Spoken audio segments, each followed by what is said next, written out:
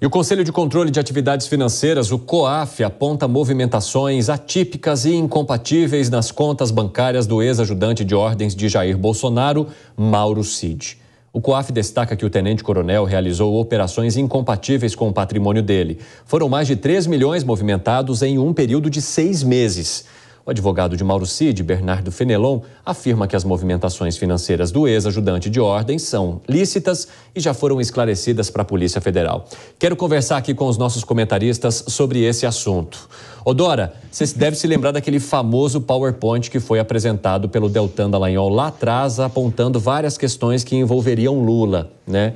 A situação que eu tenho percebido agora, se a gente fizer uma comparação, é um PowerPoint parecido, não, claro, em relação às acusações, mas a quantidade de coisas que esse nome está sendo envolvido nos últimos tempos. Mauro Cid, ex-ajudante de ordens de Jair Bolsonaro. Agora o COAF apontando a possibilidade também de movimentações financeiras estranhas, irregulares, de acordo com o salário que Mauro Cid ganha.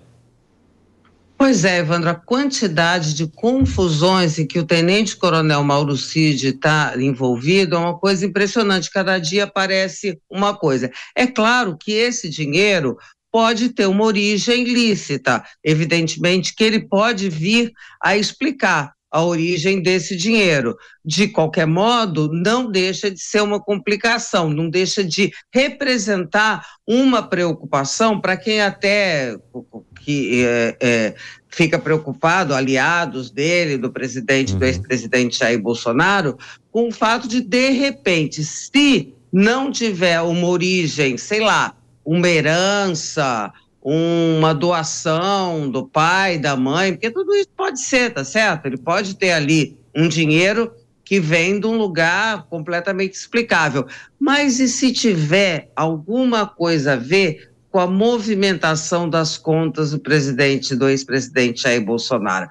Isso é que acende, dá um sinal de preocupação, enquanto isso não tiver muito bem esclarecido. Agora, Koba, em relação à forma como atuava Mauro Cid, Jair Bolsonaro, quando conversou com a Polícia Federal e na saída ali, né, do Departamento da Polícia Federal, num bate-papo com os jornalistas, ele menciona que o celular de Mauro Cid era um muro das lamentações e por isso viam várias pessoas trazer ideias, propostas e isso não necessariamente significava que o presidente as acatava ou que ouvia essas pessoas. Mas quando a gente fala de movimentações financeiras, quais são as questões que ainda precisam ficar mais transparentes nessa história toda, ou envolvendo o Mauro Cid, no teu ponto de vista? Olha, Evandro, o Mauro Cid ele foi escolhido aí para ser atacado de todos os lados e, em boa parte desses ataques, com muita razão, diante de tudo que a gente viu, em especial na questão da falsificação, que ele está sendo investigado, conversas de WhatsApp que complicam muito a vida dele. Mas eu diria que essas questões financeiras envolvendo o ex-ajudante de ordem, o Mauro Cid, a gente deveria pensar, na verdade, da origem desses números. Por que é que o COAF fez essa investigação?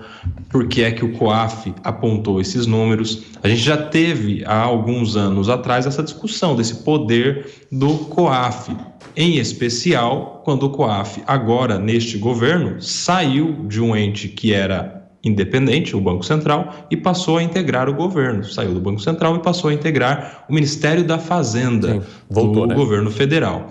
Antes, inclusive, de estar no Banco Central, estava no Ministério da Justiça do Sérgio Moro, no super ministério, né, que era para o COAF ser utilizado justamente para isso, que é para investigar crime. O COAF é perigosíssimo que ele esteja alinhado politicamente dentro de um órgão político, porque daí fica fácil. Se o Mauro Cid tiver que responder por isso, que responda, mas será que aliados também responderiam se tivessem movimentações como essas? Será que debaixo do Ministério da Fazenda algum companheiro tendo movimentações como essas teria esses números divulgados e entregues às autoridades policiais? Enfim, se ele tiver que responder por isso, que responda, mas acredito que a gente deveria ter pelo menos um senso de justiça, que esse órgão ficasse em um órgão independente que pudesse mostrar números de opositores ou números de aliados de quem quer que seja que cometa qualquer tipo de irregularidade, que responda.